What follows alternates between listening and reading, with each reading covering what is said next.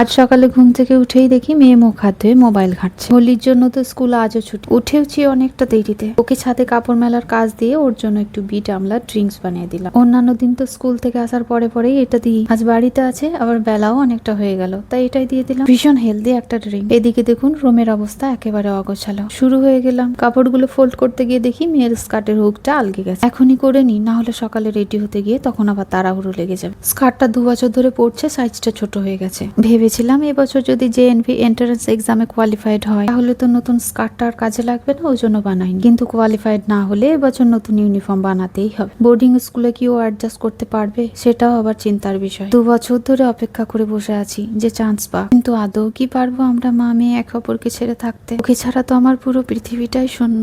যাই হোক, এখন থেকে এত শত কথা ভেবে লাভ নেই বলুন। এখনো অবশ্য মাস কয়েক দেরি আছে। দেখাই যাক, ওর জন্য যেটা ভালো হবে আল্লাহ নিশ্চয়ই সেটাই করবেন।